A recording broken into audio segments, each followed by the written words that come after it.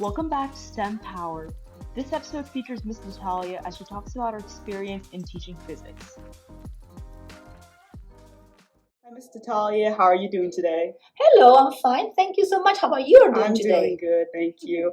And today I just want to talk about your experience as a woman in STEM and why you chose to go into that route. So can you kind of tell me about that experience?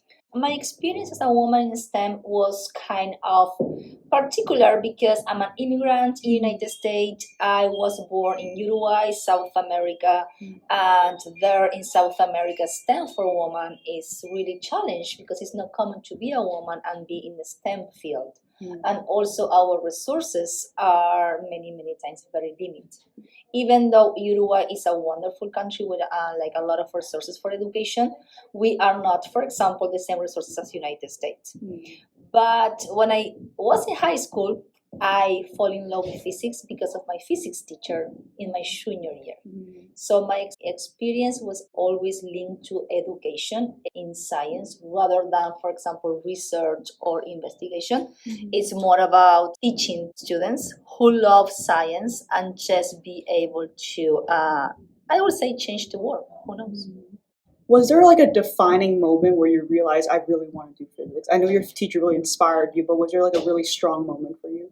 For me, it's more about, I always was curious about why things happen the way they happen. And I believe that it was when I was in my junior year and we were talking about forces for dynamics in my physics class. We have a very good conversation about why things were moving the way that they're moving, the forces involved and all of that. And I start to think about why, if I'm applying a force here, this is happening, but if I apply a force there, another thing is happening. I believe that was the moment, when I have that year in my life that I start to think about, I am the kind of person who wants to know why things are happening, and I want to understand the why of things. My experience was a little crazy, but yes, I believe that was a moment in my life that I really want to decide to be teaching physics. I always want to be a teacher since I was in elementary. I knew that I want to be a teacher, but I believe that was the moment that I want to be teaching science and specifically teaching physics. You wanted to be a teacher since you were young, right? Elementary. Yeah. So were you did you have family members who were teachers, or you just were really loved your teachers at school? What was the story? No one, in my family are teachers, but I always feel like the only way that we can make a difference if we work close to human beings. And I believe that if I really want to have a better world for me and for my relatives, the best thing that I can do is just be working with those who are going to be they can actually be doing things for the world to be better. Because I believe that when we just, from the teacher's perspective, we can explain things, we can be role models. And something in my experience for so many students here in the United States, me as a role model, as a woman, Latina in STEM, teaching physics in the United States, it's really challenged. So I always say, when I came here 12 years ago, I didn't speak English at all. And I started to teach Spanish because I didn't know how to speak English. So there's no way that I can be teaching physics in English. But I say, I really love teaching Spanish because I really like it. But I want to be teaching science. And I want to be a role model for my students that to say it's hard, it's complicated, it's not easy to be an immigrant and be in the science field, and more as a woman, and more even as a Latina. But it's possible. And even though, for example, when I'm teaching, there are many times when I'm teaching chemistry and I say, I need help to pronounce this chemical formula. And say that's okay. I mean, it's not perfect, but I'm still here, I'm learning every day. So I believe that's a little bit of my background, be teaching science even if it's hard, and be a role model for those young ladies and women in science, to show them, and even in physics, to show it's not easy, because it's not, but it's possible. And at the same time, we also need to be working every day. So you've always wanted to become a role model, right? So growing up, did you have like a really strong role model, like another woman in STEM on the media or like in your family that you really aspired to be like? It was like in my high school experience. Like for example, I have that physics teacher in my junior year that we're still friends. We worked together. She was my teacher, then she was my mentor when I did the career, and now we are friends. And then I had two strong friends like in the chemistry field, also in Uruguay, that they were always a role model for me. It's like I love to spend like afternoons in the lab with them. I don't know how I'm going to be teaching this concept. And they give me so many examples. They always help me. And if we think about role models in general, I always believe that there's so many moments in history when women, they did such an amazing things and discover, and they're working next to like Einstein. Come on, Einstein. I know that you did a lot of things, but it was also your wife next to you. Yes, that exactly. The only way that we can change things is by doing things. And I always believe that there's so many moments in the history that women, they're doing a lot of things, but the world, they don't know that all they did. So I believe that me as a woman in science, I always believe that it's not going to be easy, but it's so important that we keep trying. Yes. And it's even more important to show middle school students that it's possible. So you can do it and encourage them to do it, even if they feel like, oh, it's going to be so hard for me because there's not enough places for me, or it's a hard field for me as a woman. Yes, but it's totally possible. So I believe that by teaching with example is very important. So have you always wanted to teach middle school science? Like what age students did you want to teach? Depending. In Uruguay, I was teaching pre-college. It's going to be more like here, junior and senior year. In United States, I taught high schoolers, but then I start to feel like, I'm really more like this teacher, like I love stickers and colors and songs and games. And with my high schoolers, they were like, okay, yes, Miss Natalia, I get it, can we just move on? And with my middle schoolers, it's more like this is small labs and this is small activities, hands-on activities, and the interaction that I have with them, that I transitioning from be teaching high schoolers to be teaching middle schoolers, because there's totally different. Yes. Sometimes the concept are not the challenge part. It's more about the routines and all what they need then to be, I don't know, to an IB curriculum and then be a researchers in the life and just go on, I don't know, with a PhD program. But they need to start to love science in middle school, probably. What's your favorite part of being a teacher? So many things. For me, be with the students every day. Doesn't matter how you start your day. Doesn't matter how you like, maybe you start your day and you're sad, or you feel like, I don't know, have a headache, whatever. You show up and you are smiling because you have a group of 20 middle schoolers just look at you with so many things on the background. So there's no way that you can say, oh, I don't want to do anything today. No, you have there 20 kids. They are excited to be there. They are like, I don't know, everyone has a personal story.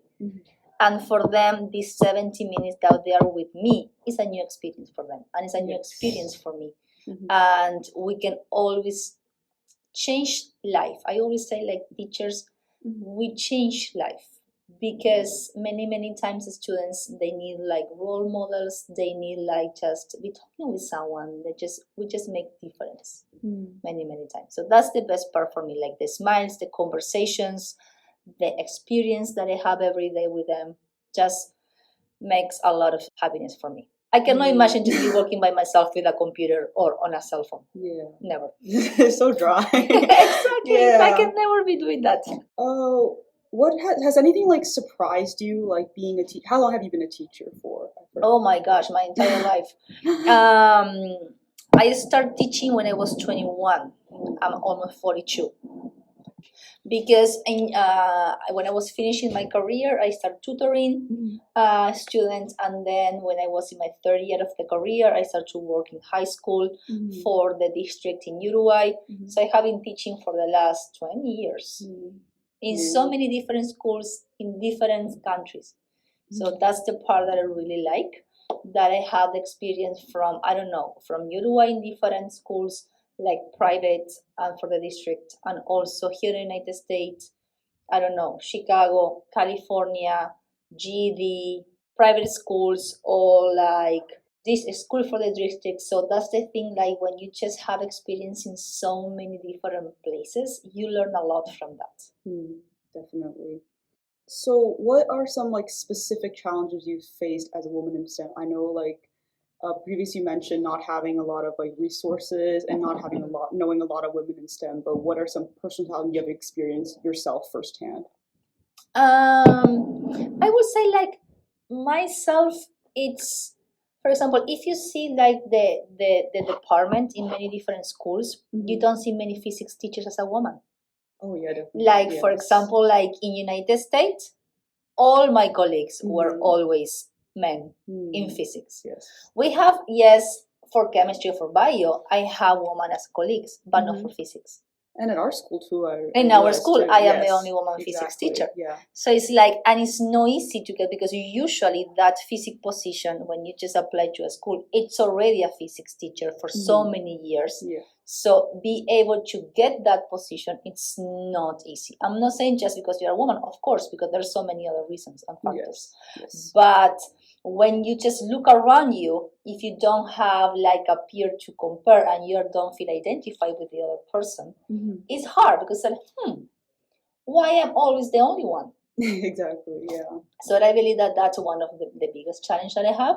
There's always opportunities, but in every school that I was working in United States, I am the only physics teacher woman. Have you ever felt like left out because of that, or like, and how do you like deal with that basically? I feel like I never take it personal, but it's happening. Yeah. So it's like, as we talk always as a woman in STEM, we don't think that it's on purpose, but even though it's happening, we feel like, I don't know why it's happening. I don't know if it's coincidences or why I am the only physics teacher woman in the schools, but it's true. So yes, that's a challenge part. But it's not the same in Uruguay. In Uruguay, we are many, like when I was working in Uruguay, I have a lot of colleagues that were women physics teacher. If you could go back in time to like the start of your career, like back when you first started teaching, and like tell yourself any advice, like what would you say? I would say like it would be a good idea that you study English as a second language, that I thought all the time that I'm never going to need English in my life. But I don't know if I changed anything, because I believe that every experience was so worth it. I would say like take more opportunities in different areas. Like for example, not just be doing a lot of physics. Maybe just say like a little bit of more background in life science that is happening right now to me for middle school science, that I need to be studying a lot of more, because as physics teacher, I never pay attention to the life science part, because I stopped studying like bio in, I don't know, when I was 15 years old. So I would think about, in order to be a better science teacher, have a better background in more than one area of science. That will be very good for me. That makes sense. Is there like a proudest accomplishment, like a moment from your career as being a teacher? Many. Yeah, obviously, but like if you could like just pick one or two, like really like where you felt just like. For example, and it's not related to science. When I went to Chicago, I was teaching GED for adults. When this group of adults, I was already moved to Chicago to California, and they just reached out to me and just sent me a letter about how I was changing their life, to give the opportunity to finish high school, and that opportunity give them a lot of more opportunities in their life. They remember me, they just take the time to take the letter to me, and that's the part that they put in words, how that my impact on their life. That means a lot, because I do believe that we are making an impact to everyone's life every day as teachers. So I believe that was a huge moment in my career. You know, a lot of like the other teachers I've interviewed also said the same thing, like being able to see the impact on their students' faces, and like seeing that like light bulb moment. I think, Exactly. So for example, this year for my birthday, I received like a book I don't know, like so many middle schoolers, they just wrote like letters Mhm. for me, Aw. and they just put like a book, and they just have like makeup and shoes and everything, like these kind of things that makes our life. I feel like it's really, really worth it what I'm doing every day. Is there any like funny story or like any like interesting stories from your past, like in your career you would like share, or outside your career, anything? I don't know. Something that I would say, like when I was in Uruguay, they used to say to us when I was young, like a few years ago, Mhm. like, "Oh no, this degree is not going to help you if you want to move on to around the world as a teacher." And I say, like, I will try when I just came to United States, and it was totally worth it. Yes, it was like Mhm. something that I thought that I never going to be able to be a teacher in United States, Mhm. and it was easier than I thought. Mhm. I thought that it's going to be really, really hard. Like I need to study again to the university, or I need to go 4 years college at United States, no English at all. But I just did like my transcript and my transcript directly for a credential, Mhm. and it wasn't hard as I thought that it's going to be. So many times my thought is like you don't just keep thinking or just keep for what people is going to tell you that it's going to be hard or it's not possible. You just try. You always try. You say, okay, this is what they told me. I don't know. I will see. I will try. I will apply. I am going to investigate. I want to research, and then I will try to find for myself is this possible or not. And at the end, it was possible. It's so much easier than I thought that is going to be. Or would you ever consider like teaching in another country too? Why not? Who knows? I always say like right now I'm here. I don't know if I'm going to stay here, if I'm going to come back to Uruguay. I believe that the hardest part is always the language. But teaching, if you love what you're doing, and I always say like teachers, if me that I can be teaching physics, I can be teaching chemistry, I can be teaching GD. I love to teach. But even though if I can be teaching science, I believe that I can do it in another country if someday the opportunity arrives. I do prefer a country where we speak Spanish. Okay, yeah, definitely. Yeah. Because if the language is a barrier right now, in my 42, I believe that, I don't know, but who knows? I will never say no. But yes, and I also believe that here in United States, as a teacher, I learned a lot. And change the way that I used to see science, teaching science, because here is different as every place in the world. But I love also to share that with my friends and my colleagues in Uruguay when I travel. What I'm doing here that we are not doing in Uruguay. So I have a lot of friends who are also teachers. So that exchange of experience, I really like it too. One final question, like what message do you want to share with young women who are considering pursuing a career in STEM? And like what advice would you give like for any challenges they may face? I would say like you just keep focusing what they want. They keep the focus in what they can do rather than when others are doing, others are saying, others let them know how it's going to be. I would say always have their own experience. Just try by themselves first. Don't worry about what everyone is saying, if it's going to be or how it's going to be. That they are going to be challenged. Of course, they are going to be challenged, but they need to trust in themselves. They need to trust that they are going to be able to overcome that challenge. And always, if it's possible, to have like a role model or someone to talk with, like a teacher or like a family member or a friend, to be sharing their experience during that, I don't know, way, in their own way. Just don't be alone.